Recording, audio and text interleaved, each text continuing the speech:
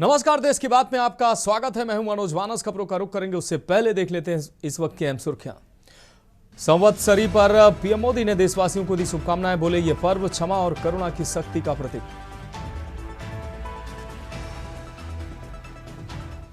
Cabinet ने 12,328 करोड़ की 4 बड़ी रेलवे परियोजनाओं को दी मंजूरी। 5 राज्यों में कनेक्टिविटी को मिलेगा बढ़ावा। कैबिनेट ने पीएम स्वनिधि योजना के पुनर्गठन और 31 मार्च 2030 तक विस्तार को दी मंजूरी। पुनर्गठित योजना में 50 लाख नए लाभार्थियों सहित 1.1 करोड़ लाभार्थियों को मिलेगा लाभ। सुप्रीम कोर्ट को मिले 2 नए न्यायाधीश। राष्ट्रपति द्रौपदी मुर्मू ने की आलोक आराधे और विपुल मनुभाई पंचोली की नियुक्ति। वोटर अधिकार यात्रा में राहुल ने फिर अलापा ट्रंप का राग। बोले अमेरिकी राष्ट्रपति के निर्देश पर पीएम मोदी ने 5 घंटे में युद्ध रोका। और जम्मू और कटरा से आने जाने वाली 58 ट्रेनें रद्द। सीएम उमर ने पीएम मोदी से की बात। हादसे में अब तक 33 से ज्यादा लोगों की गई जान। आप देख रहे हैं के न्यूज, खबरों का सारथी। और अब खबरें विस्तार से। अहम खबर चंडीगढ़ से है, जहां हरियाणा विधानसभा का मानसून सत्र खत्म हुआ है। सत्र में कई महत्वपूर्ण मुद्दों पर चर्चा हुई है। कार्रवाई राष्ट्रीय और राज्य गीत के साथ खत्म हुई है। विधानसभा सदन की कार्रवाई राष्ट्रीय और राज्य गीतों के साथ खत्म हुई है। विधानसभा सत्र की कार्रवाई अनिश्चितकाल के लिए स्थगित की गई है। तो विधानसभा सत्र की कार्रवाई अनिश्चितकाल के लिए स्थगित की गई है। हरियाणा से अहम खबर आपको दिखा रहे हैं। हरियाणा के चंडीगढ़ से अहम खबर है। विधानसभा का मानसून सत्र खत्म हुआ है। सत्र में कई महत्वपूर्ण मुद्दों पर चर्चा हुई है। कार्रवाई राष्ट्रीय और राज्य गीतों के साथ खत्म हुई है।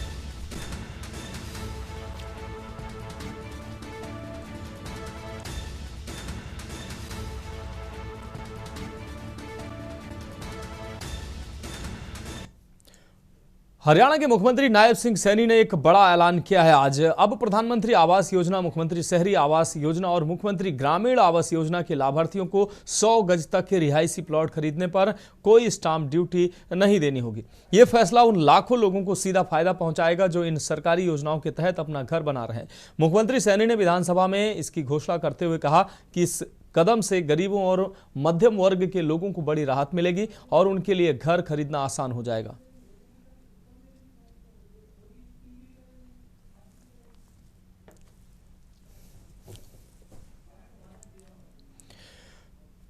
तो देश की बात में अब मध्य प्रदेश की खबरों का रुख करेंगे। खबर उज्जैन से है, जहां उज्जैन में केंद्रीय पर्यटन मंत्री गजेंद्र सिंह शेखावत ने धार्मिक पर्यटन को बढ़ावा देने के लिए आयोजित स्पिरिचुअल कॉन्क्लेव का शुभारंभ किया है। मुख्यमंत्री डॉक्टर मोहन यादव ने बताया कि इस कार्यक्रम में देश भर के 300 से ज्यादा धार्मिक मंदिरों के ट्रस्टी, संचालक और प्रतिनिधि शामिल हुए। इनमें तिरुपति बालाजी, शिरडी साईं बाबा, आनंदपुर साहिब, इस्कॉन जैसे प्रमुख तीर्थ शामिल हैं। मुख्यमंत्री ने कहा कि प्रदेश के बाबा महाकाल के धाम से लेकर अन्य धार्मिक स्थलों पर पर्यटन को बढ़ावा देने के लिए कई पहल की जा रही है। कॉन्क्लेव में तीर्थाटन के दौरान यात्रियों की सुविधाओं और सेवा कार्यों पर विशेष रूप से विशेष सत्र आयोजित होंगे। कार्यक्रम के दौरान केंद्रीय मंत्री गजेंद्र सिंह शेखावत वीर दुर्गा दास जी की छतरी के जीर्णोद्धार और शहर के अन्य विकास कार्यों का शुभारंभ भी करेंगे।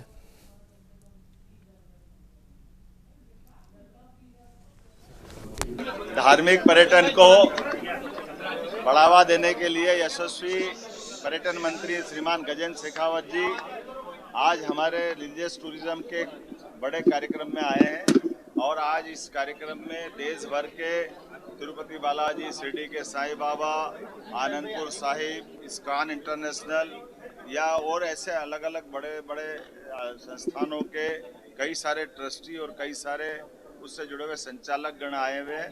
हमारे भी बाबा महाकाल से लगा करके मध्य प्रदेश के अंदर जब सरकार धार्मिक पर्यटन को बढ़ावा देने के लिए काम कर रही है, ऐसे में सेवा के काम कौन कौन से हो सकते हैं, आने वाले तीर्थाटन के यात्रियों की सुविधाओं का सब प्रकार से उनको कैसे ध्यान रखा जाए,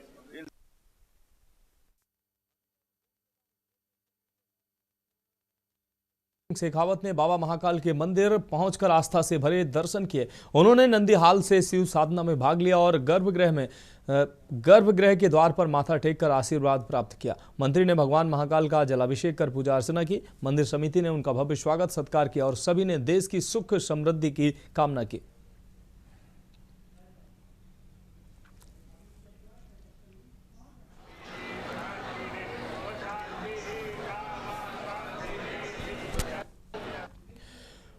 बढ़ेंगे अगली खबर की ओर। रतलाम से 45 किलोमीटर दूर पिपलोदा नगर में स्थित 125 वर्ष पुराना गणेश मंदिर इन दिनों श्रद्धालुओं के लिए आकर्षण का केंद्र बना हुआ है।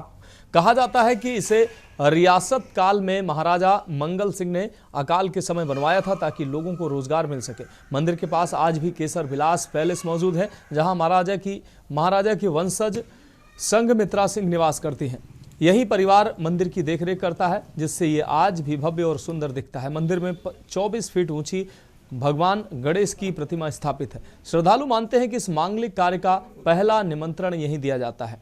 गणेश उत्सव के मौके पर यहां भक्तों की भीड़ और मेले का आयोजन होता है। प्राकृतिक सुंदरता से घिरा ये मंदिर श्रद्धा के साथ साथ शांति का भी अनुभव कराता है।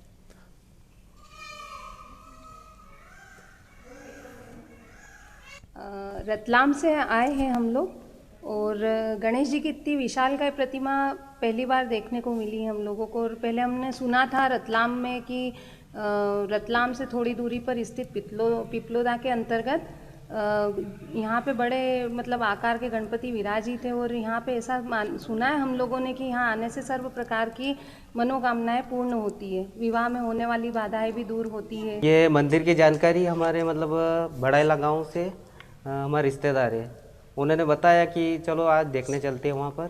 और आज रविवार भी है तो मैं भी आ गया, हम दोनों फिर आ गए यहाँ पर देखने के लिए।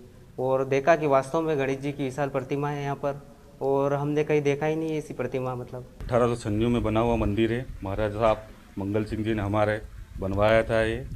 उस समय अकाल पड़ा था पिपलोदा में, उस समय हमारे महाराजा साहब मंगल सिंह जी ने इसका निर्माण करवाया था। ये दाएं हाथ की सीधे हाथ की गणेश की प्रतिमा इधर आसपास इलाके में नहीं है। हाँ, और कम से कम 22 फीट लंबाई है और बैठे हुए गणेश जी है, बिल्कुल मनो आकर्षित, बिल्कुल भगवान के।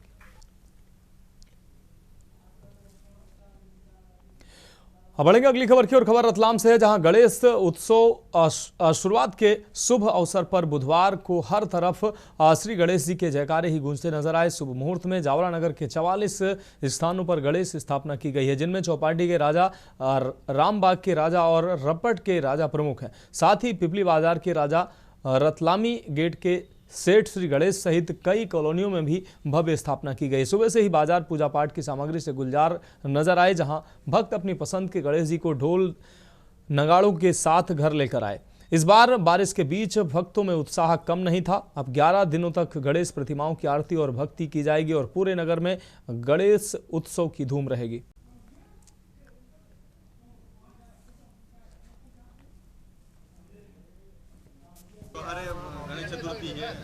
दुकानदारी करें, क्या कैसा लग रहा है? नहीं, बढ़िया लग रहा है और अच्छे गणपति जी बिक रहे हैं। जनता भी खूब आ रही है और खूब गणपति बिक रहे हैं। नहीं, बहुत बढ़िया माहौल है, बहुत बढ़िया माहौल है सर। गांव से आते हैं सब, गांव से, हर गांव से आते हैं। पूरे जावरा तहसील के सब ले जाते हैं, रतलाम जिले के तहसील के सब आते हैं। गजब का माहौल है, बहुत गजब का माहौल है। बहुत मतलब जावरा के सभी तहसील से, आसपास से सभी लोग आए, सभी गांव से। हर वर्ष जो होता है उससे बढ़ चढ़ के मामला है, बहुत बढ़ चढ़। सब आपने देखा ही है, पूरी दुकान खाली भरी थी, आज पूरी खाली हो गई दुकान। कितने फीट तक की मूर्ति? हाँ, सबसे ऊंची मूर्ति मेरे पास थी 7.5 फीट में, जो मेरे पास 10 का कलेक्शन था और सभी आसपास के गाँव में गए। नहीं सर, ये हम अलग अलग यहाँ से लाते हैं, अपनी खुद से वैरायटी चेक करते हैं। बढ़ेंगे अगली खबर की ओर। भिंड में बीजेपी विधायक नरेंद्र सिंह कुशवाहा ने खाद की कमी को लेकर कलेक्ट्रेट परिसर में धरना दिया। विधायक का आरोप है कि कलेक्टर संजीव श्रीवास्तव इस समस्या पर ध्यान नहीं दे रहे हैं। किसानों को खाद की किल्लत का सामना करना पड़ रहा है, जिसकी शिकायत वे लगातार विधायक से कर रहे हैं। इसी से नाराज होकर विधायक कुशवाहा कलेक्टर संजीव श्रीवास्तव के बंगले के बाहर बैठ गए और उनसे मिलकर खाद्य वितरण की समस्या का हल निकालने की मांग की, लेकिन कलेक्टर उनसे मिलने के लिए बाहर नहीं आए। विधायक का धरना अभी भी जारी है।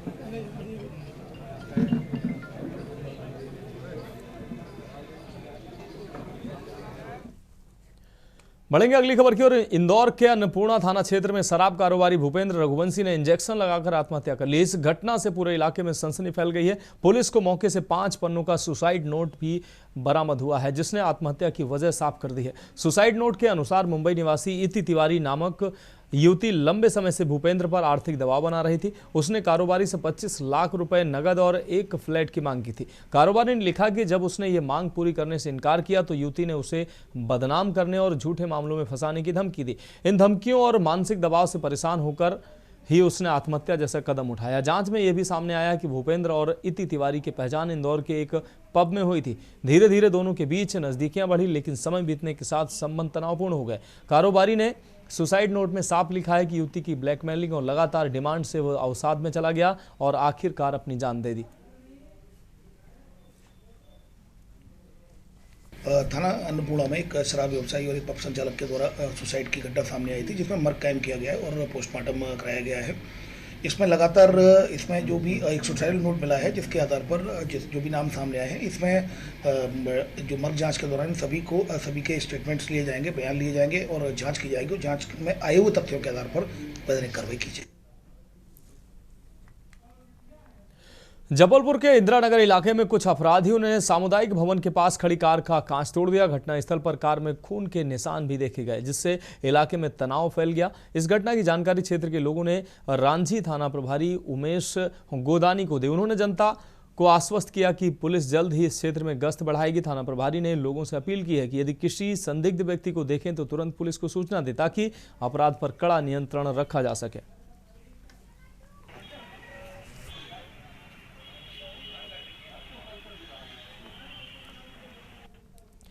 अगली खबर डिंडोरी से है, जहां डिंडोरी जिले के करंजिया विकास खंड के अतिरिक्त प्राथमिक शाला ठेंगा टोला सेलवार गांव में पदस्थ शिक्षिका कमलवती तेकाम पर पालकों और ग्रामीणों ने मनमानी, लापरवाही और गाली गलौज जैसे गंभीर आरोप लगाए हैं। ग्रामीणों का आरोप है कि शिक्षिका विद्यालय में मनमाफिक ढंग से आती जाती है, कई बार बिना सूचना के गायब हो जाती हैं। विरोध करने पर गाली गलौज और धमकी पर आमादा हो जाती हैं। परेशान ग्रामीणों ने पहले विकासखंड शिक्षा अधिकारी से शिकायत की, लेकिन कोई कार्रवाई नहीं हुई, जिससे ग्रामीणों में आक्रोश है। अब वे जिला प्रशासन से सख्त कार्रवाई की मांग कर रहे हैं।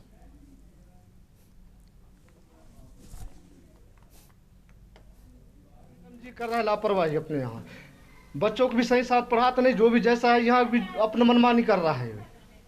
और मनमानी करने के बाद कोई भी एक दूसरे का समझौता करेंगे तो गांव वाले को गाली देंगे। गांव वाले मेरे क्या कर लेंगे? आपको करने के लिए नहीं भाई, हमको आप समझाने आ रहे हैं ना भाई। अब जब हमको ये गांव वालों को ये नतीजा कर रहे हो कि गांव वाले मेरा क्या कर लेंगे, तेरे क्या करेंगे तो रख के तेरे को क्या करेंगे हम यहाँ। बच्चों को टाइम में पुस्तक वगैरह सब मिलते हैं, लेकिन बाकी पुस्तक को बेच दिया। कहाँ बेच दिया? और कबाड़ी में। हमको सुन सर्वे की मान से सर यहाँ 10 ही बच्चे हैं, मतलब सर्वे जो हम लोग किए हैं तो बच्चे हैं सर, पर 6 साल में बच्चों को लेना है सर, तो उसमें बच्चे अभी 10 ही हैं। अभिभावकों का कहना है कि आप यहाँ विद्यालय में सोते रहते हैं, पढ़ाई नहीं करवाते हैं। झूठा आरोप लगा रहे हैं सर, मेरा मालिक ऊपर वाला है बस। और डिंडोरी जिले के करंजिया विकासखंड अंतर्गत ग्राम पंचायत जुगदई के पोषक ग्राम करोंदी में बुनियादी सुविधाओं का गंभीर अभाव है। यहां लगभग 250 से 300 लोग रहते हैं, लेकिन गांव में सिर्फ एक आंगनबाड़ी भवन और प्राथमिक शाला है। गांव के दूसरी तरफ नदी के पार ग्राम पंचायत 12वीं तक विद्यालय, हॉस्टल और खाद दुकान होने के बावजूद वहां पहुंचने के लिए ना तो कोई पुल है और ना ही कोई रास्ता। कीचड़ भरे रास्तों से होकर ही गांव पहुंचा जा सकता है। ग्रामीणों का कहना है कि बारिश में तो बच्चों का स्कूल जाना भी बंद हो जाता है, बीमारों को अस्पताल पहुंचना लगभग नामुमकिन हो जाता है। एम्बुलेंस यहां तक नहीं आ पाती है, जिससे गर्भवती महिलाओं और बीमारों को खटिया पर लादकर पैदल सड़क तक लाना पड़ता है। पेयजल, शिक्षा और स्वास्थ्य जैसी मूलभूत सुविधाएं भी गांव में उपलब्ध नहीं है। नदी पार करने के लिए बरसात में 10 किलोमीटर का लंबा चक्कर लगाना पड़ता है। अस्पताल और राशन के लिए जाना भी मजबूरी बन गया है।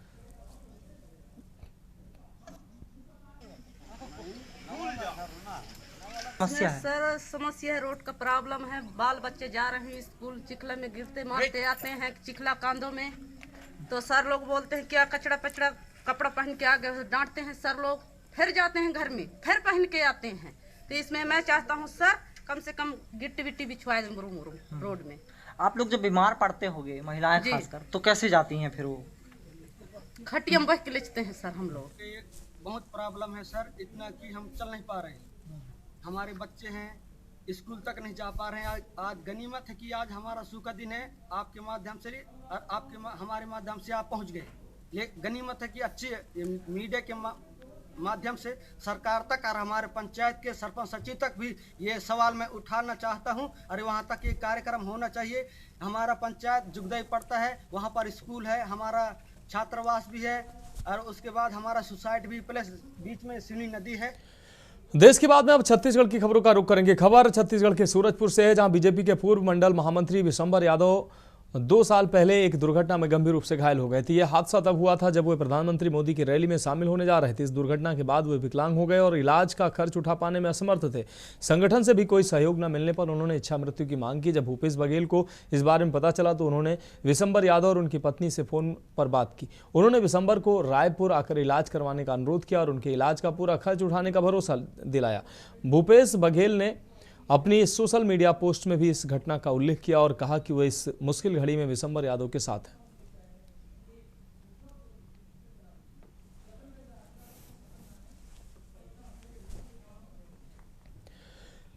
मुख्यमंत्री विष्णुदेव साय ने दक्षिण कोरिया के अपने दौरे के दौरान सियोल में एडवांस्ड टेक्नोलॉजी सेंटर एसोसिएशन के अध्यक्ष ली जे जेंग और अन्य अधिकारियों से मुलाकात की है। मुख्यमंत्री साय ने ATCA को छत्तीसगढ़ में निवेश के लिए आमंत्रित किया है। उन्होंने कहा कि छत्तीसगढ़ सरकार निवेशकों को एक बेहतर और अनुकूल माहौल देने के लिए पूरी तरह से तैयार है।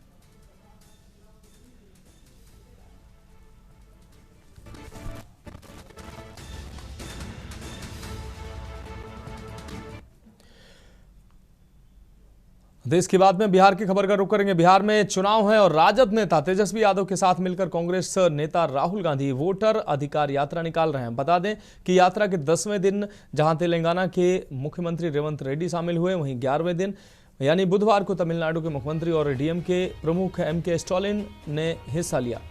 यानी बिहार में एनडीए को घेरने के लिए विपक्ष का डेरा जमना शुरू हो गया। राहुल गांधी की वोटर अधिकार यात्रा सियासी हलचल मचा रही है। बुधवार को उन्होंने एक सभा को संबोधित किया। उन्होंने कहा कि देश में गुजरात मॉडल चल रहा है।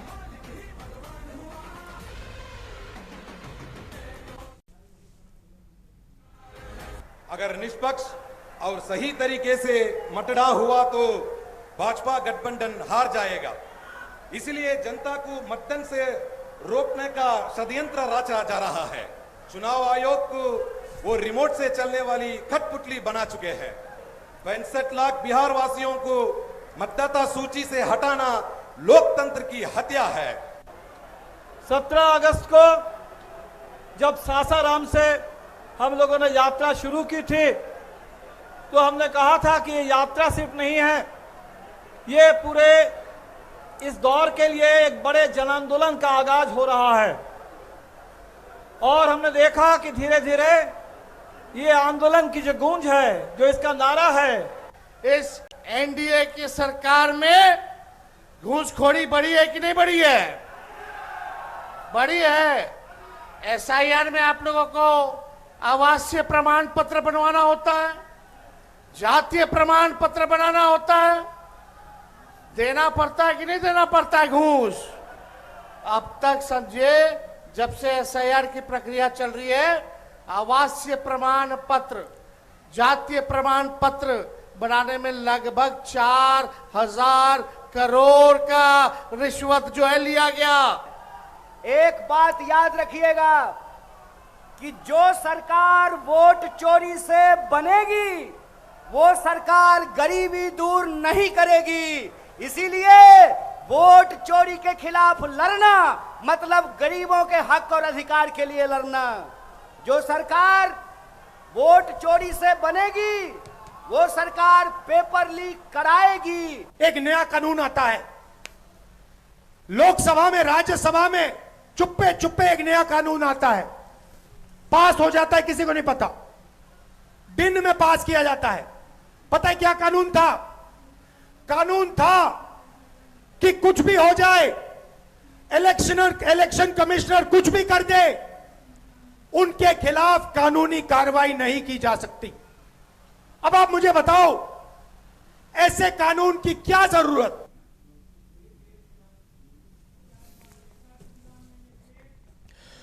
फिलहाल देश की बात में वक्त एक अहम ब्रेक का, जल्द हाजिर होंगे। आप देख रहे हैं के न्यूज, खबरों का सारथी।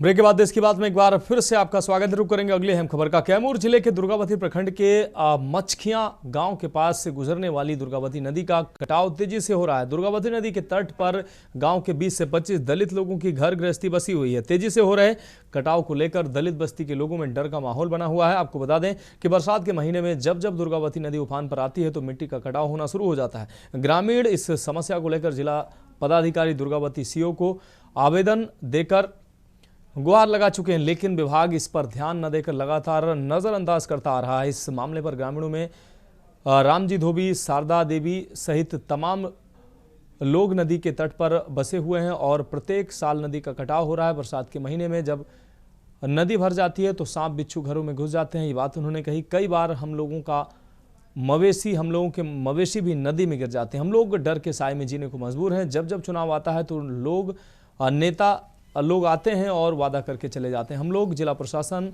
और यहाँ के विधायक मंत्री से अपील करते हैं कि मचखियां गांव में आकर लोग स्थल का निरीक्षण करें।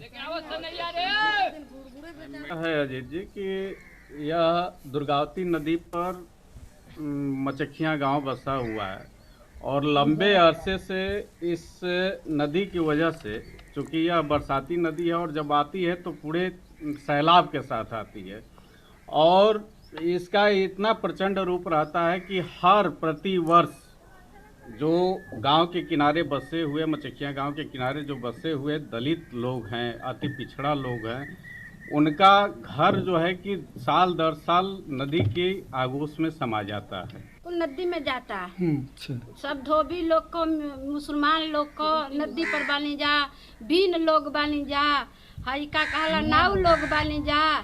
तो कई घर होई लगभग ये पानी के काल के समाप्त घर कई लोग का 20-25 घर और सब चल जाता है। देखिए अबे बाढ़ आई आदमी बहा के चल जाए। तो सर हम लोग को रहने का बड़ी दिक्कत है।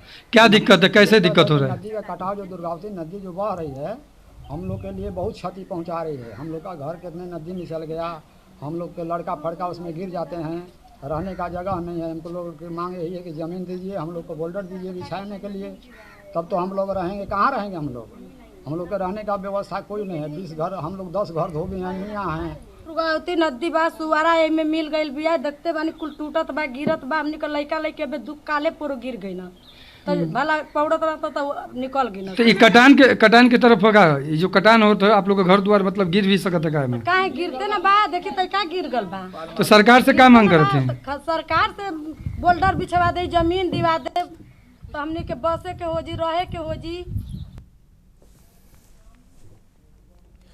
बढ़ेंगे अगली खबर की ओर। भागलपुर में ऑपरेशन मुस्कान के तहत भागलपुर पुलिस ने 126 लोगों के खोए हुए चोरी हुए मोबाइल वापस कर उनके चेहरे पर मुस्कान लौटाई है। भागलपुर सिटी एसपी शुभांक मिश्रा ने 126 लोगों को उनके खोए हुए और चोरी हुए मोबाइल फोन उनको बुलाकर सौंपे हैं। इन मोबाइल फोन की कीमत लगभग 30 लाख रुपए आंकी जा रही है। मोबाइल वापस मिलने के बाद लोगों के चेहरे पर खुशी की झलक साफ तौर पर देखी गई। वहीं सिटी एसपी शुभांक मिश्रा ने कहा कि पुलिस की हर कोशिश रहती है कि गुमशुदा और चोरी की गई वस्तुओं को जल्द से जल्द उनके असली मालिकों तक पहुंचाया जाए।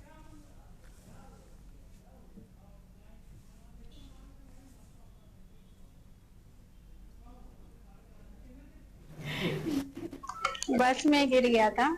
कहाँ पे, कब गिरा था? मार्च में। मार्च महीने में गिरा था। बस में गिर गया, फिर क्या किया? ठिसाना लिखा है। कौन से थाने? यहीं पे लिखा है भागलपुर में। भागलपुर में कौन सा थाना? लोधीपुर थाना। लोधीपुर थाना। कितना दिन बाद मोबाइल मिल गया? अभी मिला। कितना दिन? अभी मार्च, ये 4-5 महीने। 4-5 महीने। अगस्त को यहाँ पर प्रेस वार्ता का आयोजन किया गया है, जिसमें 126 लोगों को मोबाइल वितरण किया जा रहा है। पुलिस मुख्यालय के निर्देशानुसार एक ऑपरेशन मुस्कान चलाया जा रहा है। इसके तहत लगातार जिसका भी मोबाइल खो जाता है या उसके संबंध में थाने में सूचना दी जाती है, उसको हम लोग लगातार ट्रैक करते रहते हैं और जब भी उनको मिलता है तो हम लोग क्वार्टरली बेसिस पर थाने के द्वारा भी और यहाँ पे अपने एसपी ऑफिस में भी इनका वितरण किया जाता है।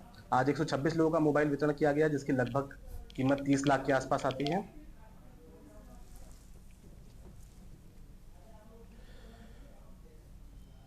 भागलपुर के इसाकचक थाना क्षेत्र में आपको बता दें भीखनपुर गुमटी नंबर 2 के पास रेलवे की जमीन पर हुए अवैध कब्जे को हटाने के लिए प्रशासन का भारी विरोध प्रशासन को भारी विरोध का सामना करना पड़ा। इस कार्रवाई में रेलवे के अधिकारी, आरपीएफ, जीआरपी और स्थानीय पुलिसकर्मी शामिल थे। जैसे ही अतिक्रमण हटाने की कार्रवाई शुरू हुई, वहां रहने वाले लोगों ने इसका कड़ा विरोध शुरू कर दिया।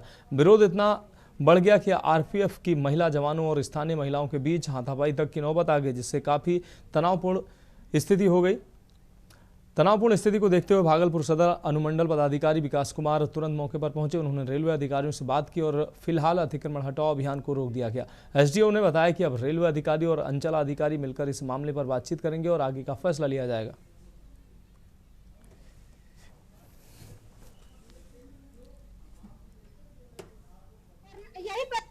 तीज पर्व है, एक ही वजह तक है तीज पर्व करने का। आज बीते में आ गया तोड़ने का, पूजा करेगा आदमी, अत्याचार कर रहा है गरीब के। क्या मांग के आशा दिया है कि देंगे, भूमि देंगे तब हटाएंगे। 3 महीनों रुको, हमको 3 महीनों का मोहलत दे दिया, अभी आ गया तोड़ने को। पर्व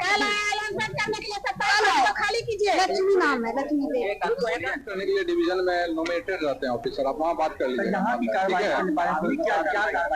यहाँ तो रेल का सेंटिंग नेक बनना है, उसके लिए ये अवैध कब्जा है रेल की जमीन पर, उसको हटाने का कार्रवाई है।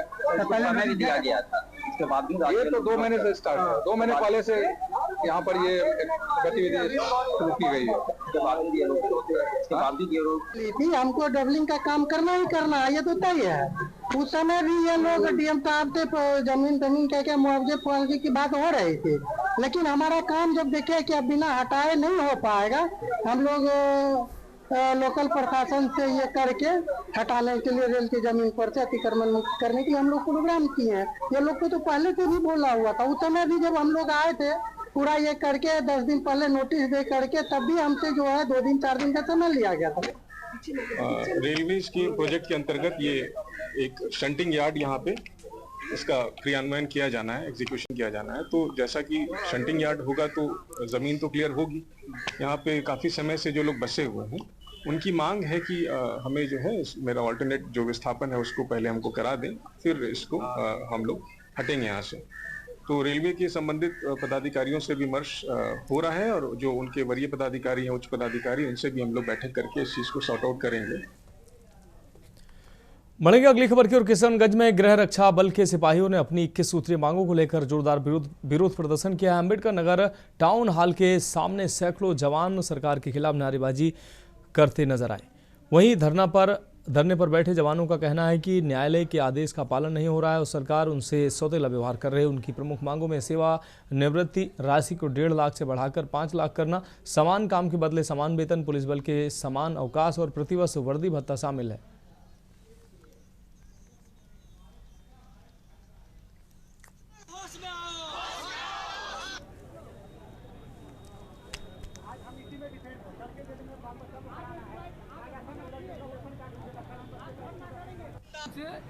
इंटर पास बहाली करा रहे हैं, चिप्स लगा के बहाली कराते हैं, 4 महीना का ड्यूटी करा रहे हैं, तो फिर हमको दैनिक भत्ता पर क्यों रखता है? समान काम ड्यूटी करा रहा है तो समान वेतन मिलना चाहिए, समान सुविधा मिलना चाहिए। ये आज के डेट में 774 में हमसे ना हमारा पेट भर रहा है, ना मेरी बीवी का, ना बाल बच्चा का, या कहीं किसी का, हर तरह हमको सामना का दिक्कत पड़ रहा है। क्या नाम हो गया? मेरा नाम अमल किशोर यादव, संघ जिला अध्यक्ष किशनगंज। हम लोग का मुख्य मुद्दा 21 सूत्री मांग है, जिसमें हम लोग का सबसे पहला जो है समान काम का समान सुविधा। इसके लिए पूर्व में सुप्रीम कोर्ट हम लोगों का मांग को मतलब सरकार के लिए का निर्देश दिया गया था कि इन लोगों का मांग को पूरा किया जाए, लेकिन सरकार अभी तक इस पर कोई मांगे पूरी ना हो तो क्या कीजिएगा? सरकार मांग नहीं पूरी करते तो हमारा जो केंद्रीय कमेटी है उनका पटना हम लोगों को बुलाहट हुआ है, पटना में निर्णय लिया जाएगा और 31 तारीख को मीटिंग के बाद हम लोग चक्का जाम करने का और विधि व्यवस्था को ठप करने का हम लोग काम करेंगे। क्या नाम हो गया? रतन कुमार सिन्हा, डेलीगेट किसान। मुख्यमंत्री हम लोगों के लिए लगता है कि है ये नहीं है, सुनिए ना नहीं रहा है। इतना मांगते मांगते आज हम लोग जो है इस धरती पर आए हैं। अगर नहीं देना चाह रहा है तो फिर पटना भी जाएंगे, पटना के लिए भी सोचे हैं कि वहाँ जाके उसके पास मांगेंगे। क्या कर रहा है, हम लोग को क्या दे रहा है मुख्यमंत्री जी? हम लोग उससे कल भी सेवा किए थे और आज भी सेवा करते रहेंगे और कर रहे हैं, करते रहेंगे। कुर्सी छीनना नहीं चाह रहे। अगर हम लोगों को वो इज्जत दे देगा तो उसका इज्जत करते आए हैं, इज्जत करते।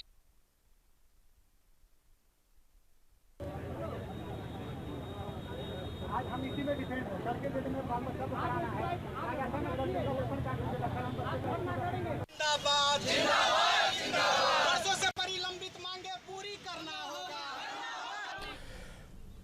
बढ़ेंगे अगली खबर की ओर। खगड़िया चौथम में मोदी सरकार की जन विरोधी नीतियों, भीषण महंगाई, रिकॉर्ड तोड़ बेरोजगारी, व्याप्त भ्रष्टाचार, दलितों, वंचितों, अकलियतों एवं महिलाओं पर हो रहे कथित अत्याचार, ध्वस्त हो रहे संवैधानिक एवं लोकतांत्रिक संरचनाओं से आम लोग तरस रहे हैं। वहीं डबल इंजन की सरकार हिंदू मुस्लिम करने में मस्त है। इन सभी मुद्दों को लेकर सीपीआई आंचल कमेटी की बैठक हुई। आपको बता दें कि खगड़िया जिले के चौथम अंचल के मालपा शाखा राज्य कार्यकारिणी सदस्य प्रभाकर प्रसाद सिंह के आवास पर बैठक हुई।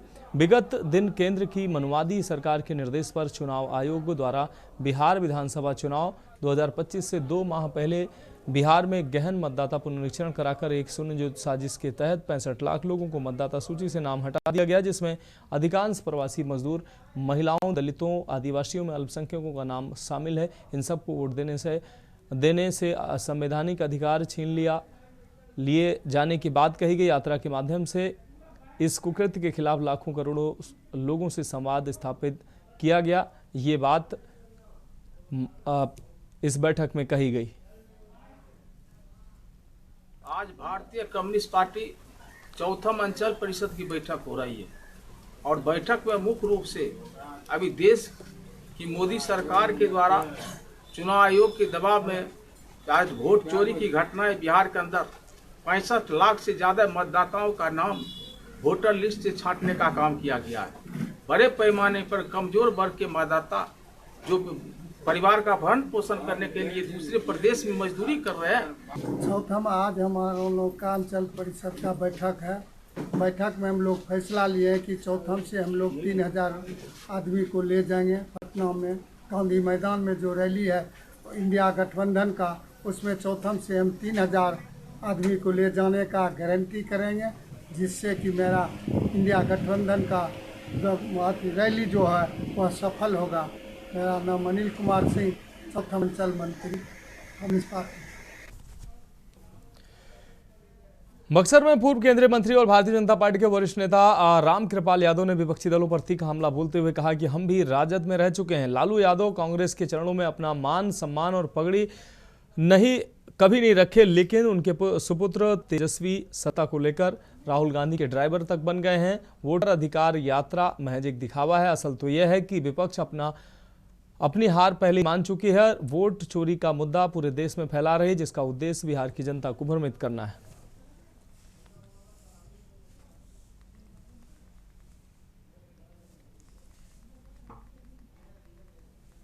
राहुल गांधी की कांग्रेस पार्टी के लोगों ने उसी पाप को आज भोग रहे हैं।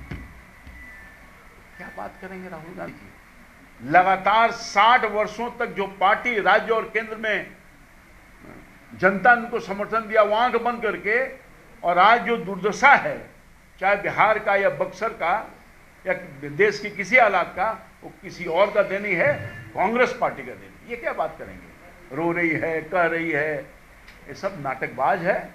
ये सब को कोई मतलब नहीं है देश से। अपने दायित्वों का निर्वहन नहीं किया है। जब राज और सरकार में इनके तूती बोलती थी। फिलहाल वक्त एक ब्रेक का, जल्द हाजिर होंगे। आप देख रहे हैं के न्यूज, खबरों का सारथी। ब्रेक के बाद देश की बात में एक बार फिर से आपका स्वागत है। रुक करेंगे अगली अहम खबर का। बिहार के बक्सर में police sub inspector Yusuf Ansari के साथ पीएम किसान योजना के नाम पर लाखों रुपए की साइबर ठगी का मामला सामने आया है। इस घटना में ठगों ने उनके खाते से लगभग 5.5 लाख रुपए निकाल लिए। पुलिस के अनुसार 26 जुलाई 2025 को एसआई यूसुफ अंसारी को व्हाट्सएप पर पीएम किसान योजना से जुड़ी एक एपीके फाइल भेजी गई। जैसे ही उन्होंने लिंक पर क्लिक किया, उनका सिम कार्ड बंद हो गया और बाद में पता चला कि उनका आधार कार्ड भी ब्लॉक हो गया। जब उन्होंने अपना आधार कार्ड दोबारा चालू करवाया तो उनके बैंक खाते से 5,48,887 रुपए गायब हो चुके थे। इस घटना के बाद यूसुफ अंसारी ने साइबर थाने में एफआईआर दर्ज कराई। जांच के बाद पुलिस ने ठगी में इस्तेमाल किए गए व्हाट्सएप नंबर के आधार पर झारखंड के देवघर से 2 आरोपियों मनोज दास और सुभाष दास को गिरफ्तार किया। पुलिस ने उनके पास से 4,90,000 रुपए बरामद किए। उन्होंने आरोपियों को पूछताछ के बाद जेल भेज दिया।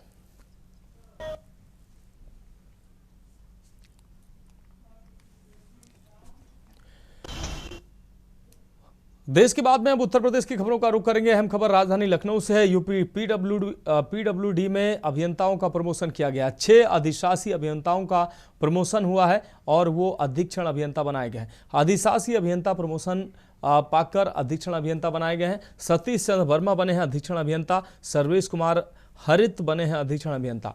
देवेंद्र कुमार मणि बने हैं अधीक्षण अभियंता। दीपक कुमार गौतम भी प्रमोशन पाकर अधिशासी अभियंता से अधीक्षण अभियंता बनाए गए हैं। चंद्रशेखर सिंह बने अधीक्षण अभियंता। संजीव भीमराव बने अधीक्षण अभियंता। प्रमोशन प्राप्त अभियंताओं को मुख्यालय में तैनाती मिली है।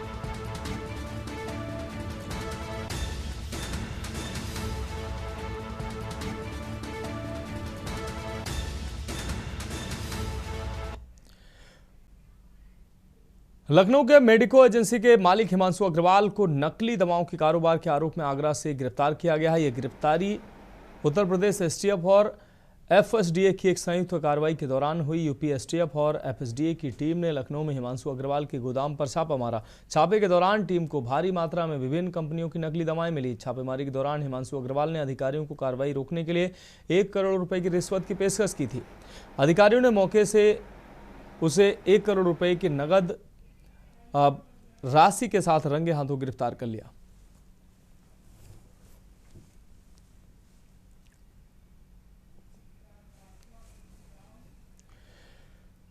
लखनऊ के सरोजनी नगर से बीजेपी विधायक राजेश्वर सिंह ने सीएम योगी आदित्यनाथ को पत्र लिखकर शहर में जलभराव, सड़कों की खराब स्थिति पर चिंता जताई। उन्होंने लखनऊ नगर निगम और नगर विकास विभाग की कार्यप्रणाली में गड़बड़ी का आरोप लगाते हुए जांच की मांग की। उन्होंने लापरवाह अधिकारियों पर कार्रवाई और उच्च स्तरीय समिति के गठन का भी सुझाव दिया। राजेश्वर सिंह ने लिखा कि लखनऊ नगर निगम नगर विकास विभाग की लापरवाही की वजह से राजधानी के लोग इन दिनों भारी जलभराव, टूटी हुई सड़कों और जाम नालियों से परेशान है। हाल की तेज बारिश ने एक बार फिर इन विभागों की अक्षमता को उजागर कर दिया। हर साल करोड़ों रुपए सड़क मरम्मत, नालियों की सफाई, ड्रेनेज सुधार के नाम पर खर्च होते हैं, मगर जमीनी हकीकत यह है कि सामान्य बारिश में ही कई क्षेत्रों में बाढ़ जैसे हालात पैदा हो जाते हैं।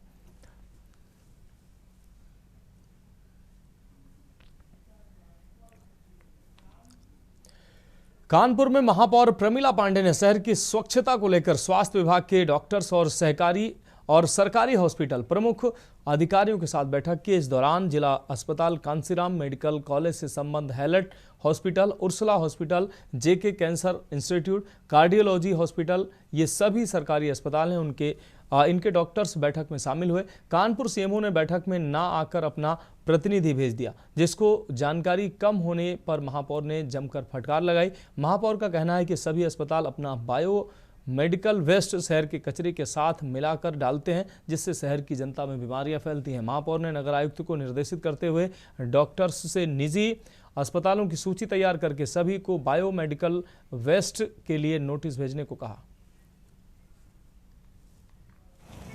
देखिए, स्वास्थ्य विभाग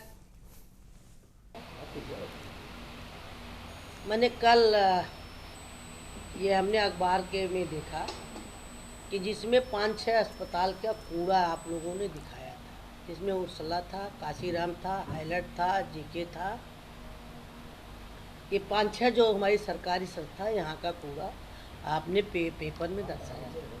फिर हमने अपने नगर आयुक्त से और हमारा डॉक्टर अमित और ये डॉक्टर और है भगवान ने कहा है, उसको बुला कर पूछेंगे कि हमने कहा इन लोगों को जो इसके जिम्मेदार हैं उन लोगों को बुलाइए, बैठक बुलाई है। बढ़ेंगे अगली खबर की ओर। ट्रेनों में लगातार लूट और चोरी की घटनाएं रुकने का नाम नहीं ले रही हैं, जिसके बाद कानपुर सेंट्रल स्टेशन की जीआरपी और आरपीएफ ने संयुक्त अभियान चलाकर बिहार के अररिया जिले से 5 अंतर्राज्यीय चोरों को गिरफ्तार किया है। जीआरपी के सीईओ ने बताया कि लगातार ट्रेनों में लूट और चोरी की घटनाओं की सूचना आ रही थी। इसके बाद आरपीएफ और जीआरपी ने संयुक्त अभियान चलाकर इन चोरों को गिरफ्तार किया। इनके पास से 15 लाख रुपए से अधिक का सामान बरामद किया गया, जिसमें कि सोने की ज्वेलरी, 19 मोबाइल फोन और 50,000 नकद बरामद हुए हैं। जीआरपी ने इन चोरों को बिहार से पकड़ कर लाई है और इनके गिरोह के सदस्यों की तलाश जारी है।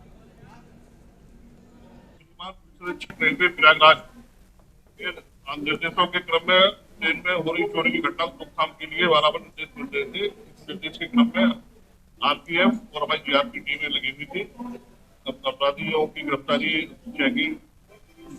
के लिए। तो बीती रात 5 व्यक्ति जो है पकड़े गए, जिनके कब्जे से चोरी उनके पास काफी बरामद हुआ है। काफी के जेवरात, सोने चांदी के और 19 मोबाइल बरामद हुए हैं।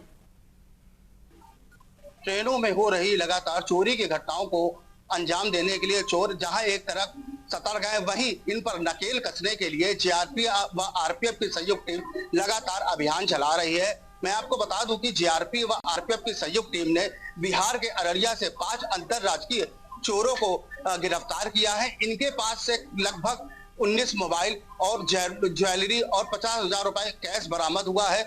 ये लगातार ट्रेनों में चोरी की घटनाओं को अंजाम देते थे। अब पुलिस इन पर लगातार नकेल कस रही है, इनको गिरफ्तार करके सीधे जेल का रास्ता दिखा रही है। कानपुर से के न्यूज से मोहित पांडे, कानपुर।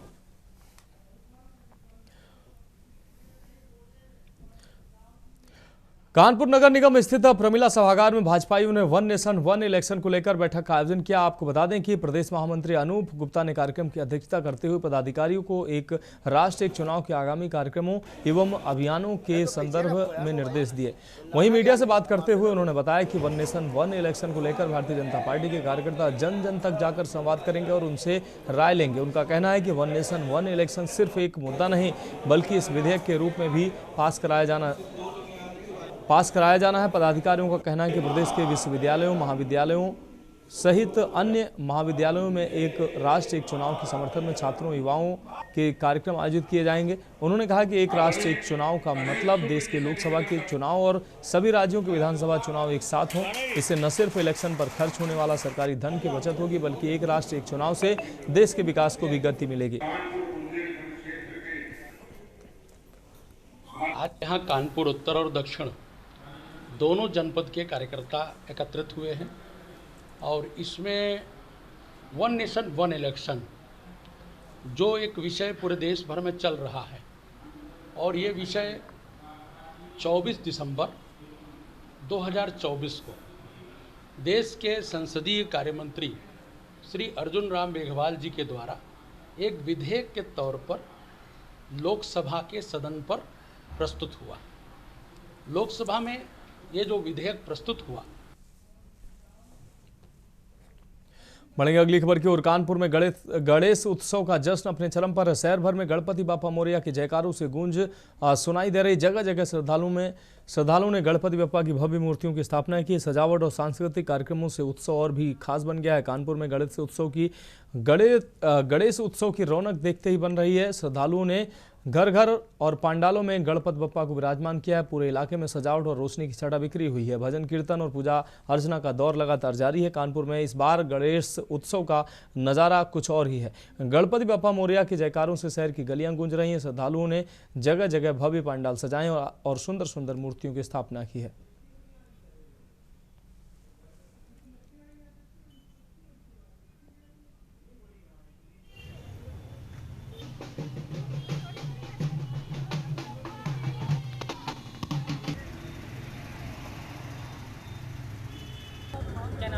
सलोनी राजभर। बताइए आप कहाँ पर आए हैं, कहाँ से आए हैं? हम लोग गोलटोली से आए हैं। क्या लेने आए हो आपके लिए? हम लोग यहाँ पे गणपति बप्पा लेने आए हैं अपने घर के लिए। अच्छा, जो आप लोग घर पे जो मूर्ति रखते हो क्या इसका उद्देश्य है? एक अपनी खुशी होती है और क्या बोलते हैं, अच्छा लगता है। 11 दिन हम लोग के साथ रहते हैं और हम लोग सब प्रयोग करते हैं कि सब लोग अपने अपने घर में रखवाएं गणपति बप्पा। निशा जी, आज कहाँ पर आए हैं और गणेश जी की मूर्ति लेने आए? हम लोग हाईलाइट के पीछे आए हैं गणेश जी की मूर्ति लेने के लिए। अच्छा, कितने सालों से आप ये तो 2 साल से रखी जा रही है हमारे यहाँ घर में। अच्छा, मेन असली आस्था क्या है? आस्था क्या है, सब ये है कि बस जैसे कि भगवान त्यौहार है, त्यौहार की तरीके हम लोग मनाते हैं। अब ये अच्छा भी लगता है जी। मूसा जी के कान में क्या कहते हैं आप लोग? मूसा जी के कान में अपनी जो इच्छा रहती है वो बताते हैं मूसा जी को।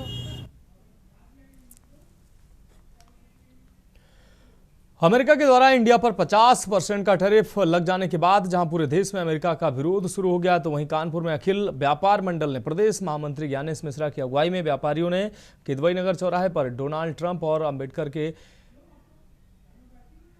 आपको बता दें खिलाफ जोरदार प्रदर्शन किया। व्यापारियों का कहना है कि जिस तरह से अमेरिका ने इंडिया पर 50% का टैरिफ लगाया, हम लोग सरकार से मांग कर रहे हैं अमेरिका से आने वाले सभी सामान पर टैरिफ लगे, जिससे अमेरिका को पता चले।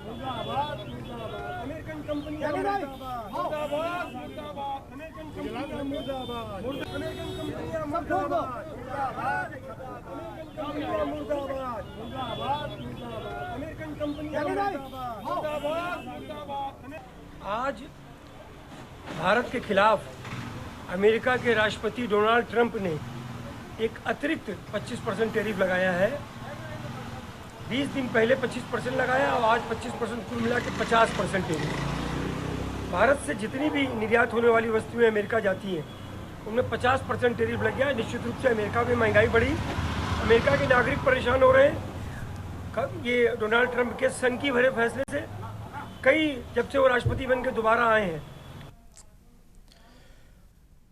हर महीने की तरह 27 अगस्त 2025 को ईपीएफओ क्षेत्रीय कार्यालय कानपुर ने निधि आपके निकट 2.0 कार्यक्रम का आयोजन किया है। ये कार्यक्रम कानपुर के अधिकार क्षेत्र में आने वाले सभी 15 जिलों में आयोजित किया गया। कानपुर के पनकी स्थित IIA भवन में प्रवर्तन अधिकारी आलोक दीक्षित और उनकी टीम ने पीएफओ सदस्यों की समस्याओं को सुना और उनका तुरंत समाधान किया। अधिकारियों ने प्रधानमंत्री विकसित भारत योजना और डिजिटल जीवन प्रमाण पत्र DLC के आपको बता दें आदतनीकरण पर भी विशेष ध्यान दिया। इस बार की खास बात यह रही कि 26 अगस्त को भी विभाग की टीमों ने पेंशन भोगियों के घर जाकर उनका डिजिटल जीवन प्रमाण पत्र अपडेट किया है। इससे उन सदस्यों को बड़ी राहत मिली जिनकी पेंशन पिछले 5 वर्षों से रुकी। इस पहल से हजारों कर्मचारियों को घर बैठे ही लाखों रुपए की बकाया पेंशन मिलने का रास्ता साफ हुआ है।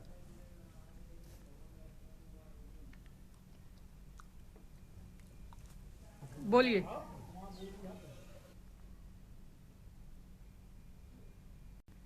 नोएडा के कमिश्नर के निर्देश पर चलाए जा रहे ऑपरेशन लंगड़ा जारी है। इसी क्रम में देर रात चेकिंग के दौरान पुलिस और एक बाइक सवार बदमाश के बीच मुठभेड़ हो गई। पुलिस की जवाबी कार्रवाई में गोली लगने से 25,000 का इनामी बदमाश घायल हो गया। उसकी पहचान गौतम बुद्ध नगर निवासी 24 वर्षीय दानिश के रूप में हुई। मौके से पुलिस ने एक अवैध तमंचा, जिंदा कारतूस और एक चोरी की मोटरसाइकिल बरामद की। घायल बदमाश दानिश पर कई आपराधिक मामले दर्ज हैं।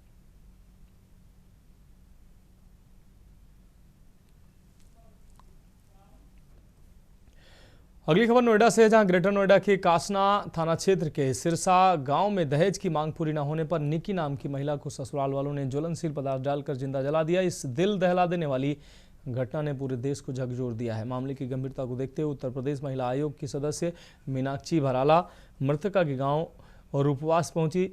उन्होंने निक्की की मां और बहन से मुलाकात कर उन्हें सांत्वना दी और आश्वस्त किया कि आयोग केस को फास्ट ट्रैक कोर्ट में ले जाएगा। भराला ने बताया कि आरोपियों को गिरफ्तार कर जेल भेजा जा चुका है और पुलिस मामले की जांच में जुटी है। तो सबसे बड़ी बात है, मैं अभी कंचन है यहाँ पे, निक्की के फादर हैं, उनसे भी बात करेंगे और जितने भी लोग दोषी हैं उनको जल्द से जल्द जेल भेजा जाए और जो दोषी नहीं हैं उन पे कोई ऐसी कार्रवाई ना हो जिससे कि उनको परेशानी हो, क्योंकि हम एक सभ्य समाज में रहते हैं। वहाँ इस तरीके की घटना होना आगे घटनाओं को बढ़ावा देता है। जैसे कि नीले ड्रम का मेरठ का केस हुआ, उसके बाद ताबड़तोड़ केस आने शुरू हो गए कि पुरुष के साथ वहाँ हुआ, तो फिर सांप वाला आ गया, तो फिर और आ गया। तो इस तरीके की घटनाएं और घटनाओं को बढ़ावा देती हैं। उत्तर प्रदेश के 100 बिंडो कहे जाने वाले नोएडा में किसान एक बार फिर अपनी मांगों को लेकर विरोध प्रदर्शन कर रहे हैं। भारतीय किसान यूनियन लोक शक्ति के बैनर तले किसानों ने मजिस्ट्रेट कार्यालय का घेराव किया। प्रदर्शनकारी किसानों ने अपनी मांगों को लेकर उत्तर प्रदेश के मुख्यमंत्री के नाम एक ज्ञापन मजिस्ट्रेट को सौंपा है। उन्होंने चेतावनी दी है कि यदि उनकी मांगें पूरी न हुई तो वे आने वाले दिनों में और भी उग्र आंदोलन करेंगे। यह प्रदर्शन नोएडा के सेक्टर 19 स्थित मजिस्ट्रेट कार्यालय पर हुआ, जो सेक्टर 20 थाना क्षेत्र के अंतर्गत आता है। हमारी जो मांग है सरकार से, तो सरकार हमारे जो किसानों की अनदेखी कर रही है। हमारी जो समस्याएं हैं, हमने कई बार हमारे राष्ट्रीय अध्यक्ष हैं मास्टर 84, वहाँ हमारा एक धरना चल रहा है रोनीजा पे। तो पानी का जो दोहन हो रहा है वो बहुत गलत तरीके से हो रहा है वहाँ पे, और उसका जो है काफ़ी दिन से शिकायत भी कर रहे हैं, लेकिन उसकी कोई सुनवाई नहीं हो रही। तो हमने कई बार प्रशासन को भी बैठा के उनसे वार्ता करी लेकिन वो कई बार आश्वासन दे देते हैं कि भाई बंद कराएंगे, लेकिन बंद नहीं कर रहे। उससे क्या हो रहा है, वहाँ का पानी का जो स्टॉक है वो बहुत नीचे चला गया है, तो उससे नुकसान हमारे गाँवों को हो रहा है। तो वो गाँवों का जो दोहन, जब पानी नहीं रहेगा तो फिर हम कैसे काम करेंगे, कैसे हम अपने बच्चों के लिए पानी पीने के लिए, उसके लिए पशुओं के लिए चाहिए, तो वो कहाँ जाएगा। बढ़ेंगे अगली खबर की ओर। नोएडा, जिसे उत्तर प्रदेश का सबसे हाईटेक शहर माना जाता है, नोएडा में साइबर ठगी की घटनाएं लगातार बढ़ रही हैं। साइबर ठगों ने अब भारतीय वायुसेना के एक रिटायर्ड अधिकारी के परिवार को निशाना बनाया। ठगों ने 36 दिनों तक रिटायर्ड अधिकारी के परिवार को डिजिटल अरेस्ट करके रखा। उन्होंने परिवार को मनी लॉन्ड्रिंग और झूठे केस में फंसाने की धमकी दी और इसी डर का फायदा उठाकर उनसे 3 करोड़ 21 लाख रुपए की ठगी की। ठगों ने ये रकम 6 बार में अलग अलग खातों में ट्रांसफर करवाई। ये परिवार नोएडा के सेक्टर 25 स्थित जलवायु विहार में रहता है। पीड़ित परिवार की शिकायत के बाद साइबर क्राइम पुलिस मामले की जांच में जुट गई है।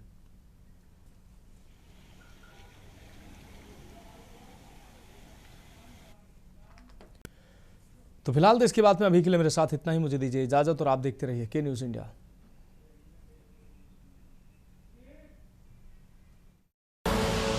आप देख रहे हैं के न्यूज़, खबरों का सारथी।